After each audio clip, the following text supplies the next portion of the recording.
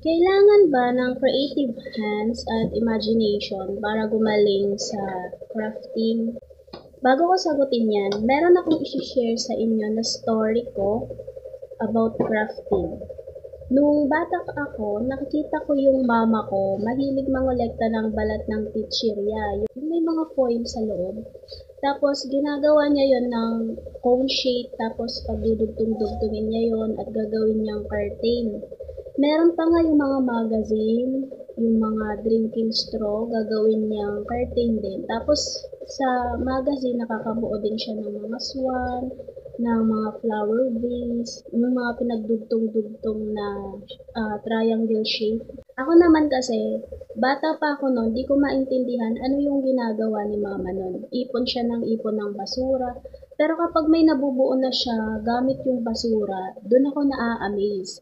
Nung bata ako, para sa akin, ang art ay yung nagpe-painting ka, nagdo-drawing ka, yun lang yung alam ko sa art. Pero nung nag-high school at college ako, doon ko mas naintindihan na napakalawak pala ng art.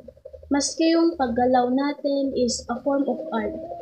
Ang art ay nakikita din sa pagsayaw, pag-awit, pag-compose ng kanta, yung mga umuukit sa kahoy, sa tsinelas, sa dahon. And before, nahasa ko na yung isip ko sa pag-art. Lalo na nung college ako. Kasi elementary education yung tinapos ko. Tapos, kapag may demo teaching kami, kanya-kanya kaming gawa ng visual aids. At syempre, bata yung mga tuturuan namin, kaya dapat interactive yung visual aids namin.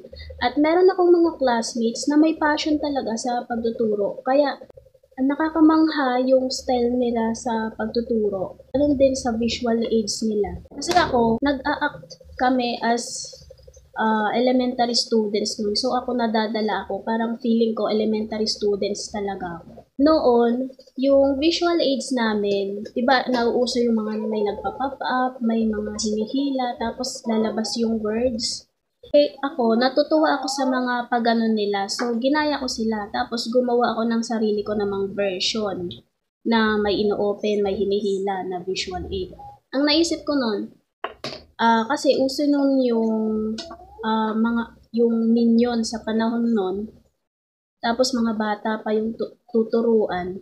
So, para makuha ko yung attention nila, ang ginawa ko, gumawa ako ng malaking minion at dun sa likod ng body parts ng minion, dun nakatago yung mga words. So, kada hihilahin ko yung mata, yung bibig, yung bulsa ng minion, natatawa yung mga kaklase ko. At nung natapos na ako mag-discuss sa harap, bigla rin ako natawa doon sa ginawa kong visual aid. So, parang na-realize ko, parang hindi siya magandang example ng visual aid.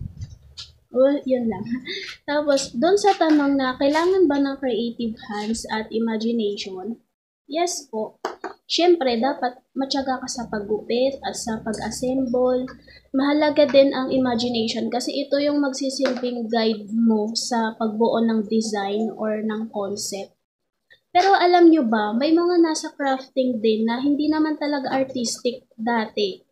Natuto lang din sila sa school kasi may mga subjects na ganyan. At saka marami na din mga machines na lumalabas na para talaga sa mga mahilig sa crafting. Kaya mas napapadali yung gawain ng mga crafters. Saka yung mga crafters, naka-AI na rin mga yan. Minsan nga, gumagamit din ako ng AI para makapture ng utak ko yung idea. Kasi minsan, nahihirapan din ako mag-imagine. Pero madalas, kumukuha ako ng inspiration sa Pinterest.